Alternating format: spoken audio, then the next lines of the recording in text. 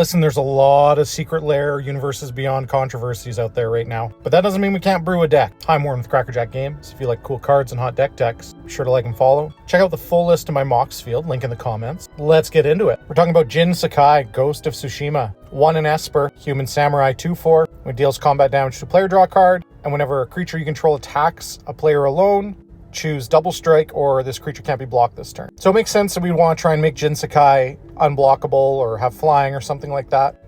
Let it attack alone and double strike for 2 cards every round of the game. Then if we play some looters, they can get in, deal some damage, draw cards on their own. All really good things. Now samurais are equipment specialists, so we might as well lean into that and build this with a bit of Voltron going on. Now there are great white creatures in Commander, so we should play them. Things like Esper Sentinel to draw some cards. Cloud Midgard Mercenary and Stoneforge Mystic definitely make it into the deck for the Voltron theme. Lotho, it goes in every deck with black and white. What can I say? Your opponents are going to play spells. They're going to play lots of them. You might as well get some treasures off them. Now we're going to lean a little more into a unique ramp package. We're going to focus on the catch-up ramp from white. We're going to play cards like Loyal Warhound. There's a green player at your table, guaranteed. So let's go get a basic plains and put it on the battlefield. From Final Fantasy, we got Poo Poo UFO. Back in the 90s, I actually did this side quest in Final Fantasy VIII. I don't remember exactly what I got, but it was weird that the lake kept talking to you. We're playing Scholar of New Horizons, remove counters, put lands into play. We've got an equipment to pair up with this with Umezawa's Jite as well. Those charge counters are really nice. I mentioned Stoneforge Mystic, but we might as well play a Secret Lair version of it. We want creatures attacking alone or getting in for damage. Nashi, Moon Sage's Scion seems good in this case. Get a card off an opponent, pay life for it instead of mana. That's good. Catch up ramp, we're leaning into it. Like I said, Space Marine Scout.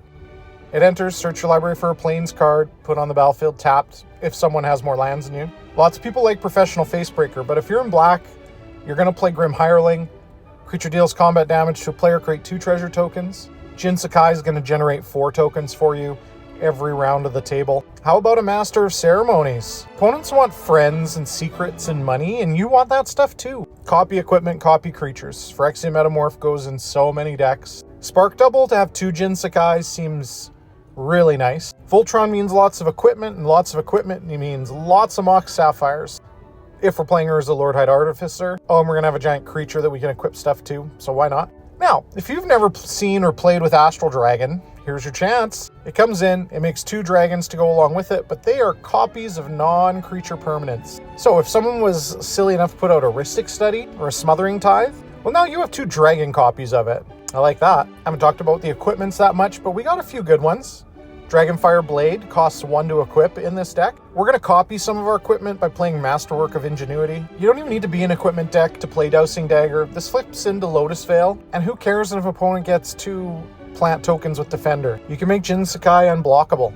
Mask of Memory gives you looting. Draw 2, discard 1, always nice. Robe of Stars is the best white protection card you can play in an equipment deck. You just phase your creature out after you're done attacking. I mentioned Jite before, but we want those charge counters. They are so oppressive, and if you've never played with this card before, now's your chance. I mentioned unblockable creatures. Well, how about unblockable face-down creatures? The loop you create with Stoneforge Mystic and Cryptic Coat, it's really unparalleled, and it essentially draws you cards right to the battlefield over and over and over again. I've only recently come across Hourglass of the Lost, but it's a 3-mana mana rock that does some real good stuff. You're going to play it maybe a little bit later in the game, slowly get some charge counters on it, time counters. But eventually you're going to sack it and just bring back a lot of stuff. Maybe you get Vandal Blasted. Doesn't matter. It's all coming back. In the Christmas edition of Final Fantasy, we're getting this equipment Fishing Gear. Deal damage to an opponent, exile a card from the top of their library. When a creature deals combat damage to a player, exile the top card of that library. If it's a permanent card, you just put it into play under your control, or you get a fish. That's pretty good. We're playing Sword of Feast and Famine. Everyone loves ramp and a little bit of oppressive discard. Playing Sword of Hearth and Home, blinking, basic lands, all good. I'm a big fan of Everflowing Well. 3-mana draw 2, and flips into the Myriad pools, so when you cast stuff, you have it become copies of other things you have until end of turn. Helm of the Host gives us more Jin Sakais. Excalibur's not going to cost 12 mana, but it is going to give your creature +10/+0. Obviously, we're playing Sigurd as aid. We're playing Forge Anew to bring something back and get free equips every turn. Monologue Tax taxes our opponents, gets us treasure. The Restoration of Rajongo is one of my favorite white catch-up cards. You tutor for a basic play, Chapter 2, you discard a card and then you return a mana value 2 or less from your graveyard to the battlefield. It means you get your planes to the battlefield, or something cooler like an arcane signet. And then it flips over into Architect of Restoration, which just poops out tokens over and over. Shizo Death Storehouse goes in this deck to give creatures fear. We're playing Battlefield Improvisation. It's instant speed, equip all your equipment to a creature. And how about, just as a nice little top end, we play Saruman of Many Colors. It's hard to target. Cast your second spell, each opponent mills 2, and for all of your troubles, you're going to get some bonus cards from your opponents. So, play Jin Sakai, check out the full list in my mocks field. A reminder, the link's in the comments. And you made it this far anyways, so ring that bell, subscribe, and let's talk about your favorite PlayStation games in the comments. Hope this helps.